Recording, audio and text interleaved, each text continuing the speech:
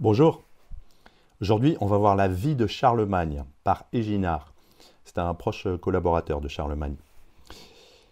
Le titre original était Vita Caroli Magni. Donc il a rédigé ça au début du IXe siècle.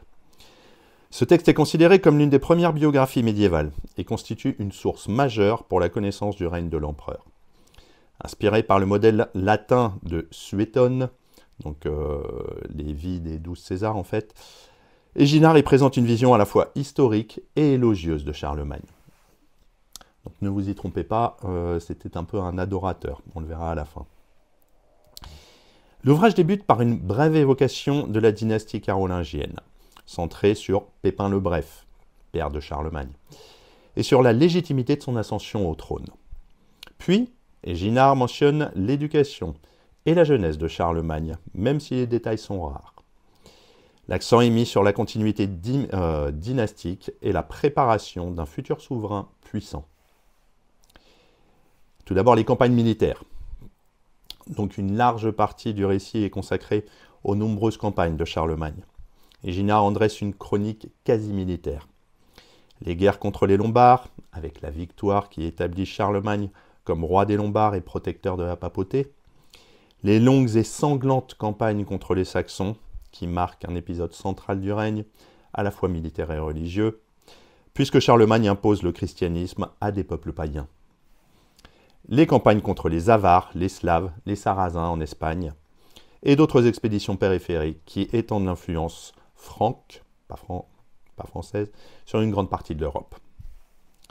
Ces guerres sont décrites comme des entreprises de conquête, mais aussi de civilisation et d'évangélisation.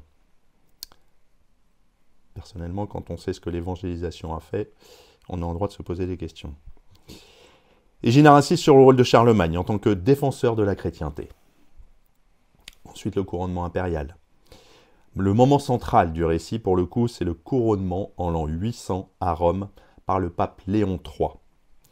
Éginard décrit cet événement comme une consécration divine du pouvoir de Charlemagne, marquant la restauration d'un empire chrétien en Occident, héritier de Rome. Ensuite, le gouvernement et les réformes. Donc au-delà du militaire, Éginard détaille les qualités d'administrateur de Charlemagne. Il souligne, tout d'abord, son souci d'unifier et de codifier les lois, sa réforme de l'Église et son soutien aux évêques et aux moines, sa volonté d'éduquer son peuple et de développer les lettres, c'est-à-dire la naissance de la Renaissance carolingienne, et son sens de la justice et sa rigueur morale. Ensuite, le portrait physique et moral. Éginard consacre une section entière à décrire Charlemagne lui-même. Son apparence physique, grand, robuste, impressionnant mais modeste dans son habillement, ses habitudes quotidiennes, frugales, disciplinées, sa piété, les pratiques religieuses assidues, son amour des arts et des lettres, et enfin, sa vie de famille, ses enfants et ses mariages.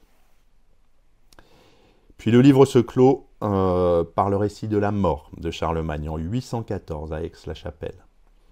Éginard décrit avec émotion ces derniers instants, sa sépulture, et insiste sur la perte immense pour le peuple chrétien. Alors c'est une œuvre à la croisée de l'histoire et de la géographie, excusez-moi. Éginard s'inspire clairement du style antique de Suétone, en adoptant une structure proche, c'est-à-dire description des origines, campagne, réforme, portrait physique et moral, puis mort du souverain. Mais son texte n'est pas neutre. Il glorifie Charlemagne et présente son règne comme providentiel.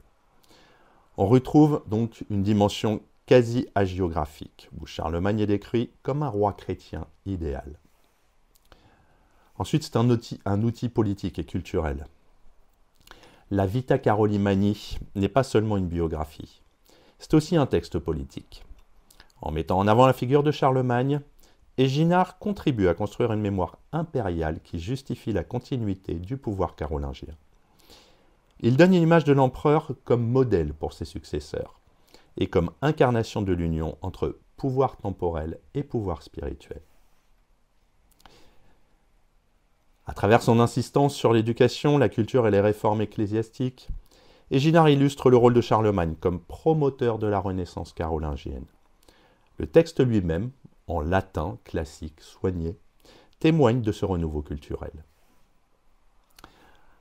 Alors les fiabilités et les limites des sources pour le coup, donc bien que précieuses, en fait, l'œuvre doit être lue avec prudence.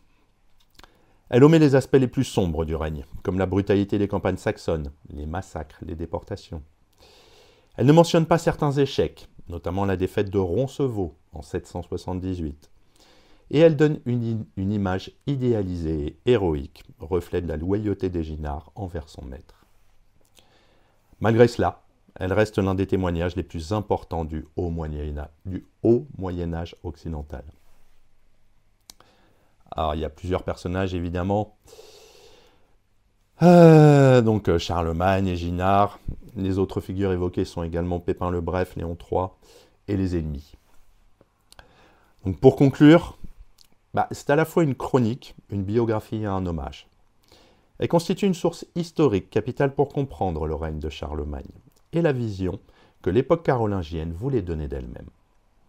À travers ce texte, Éginard construit l'image d'un roi chrétien idéal, qui incarne la puissance politique et spirituelle de l'Occident renaissant. L'ouvrage n'est pas un récit neutre, mais un monument littéraire et politique qui a façonné la mémoire européenne. En somme, Vita Carolimani est bien plus qu'un simple témoignage. C'est une œuvre fondatrice de la culture médiévale et un modèle de biographie latine, et puis enfin un pilier de la légende carolingienne. À bientôt.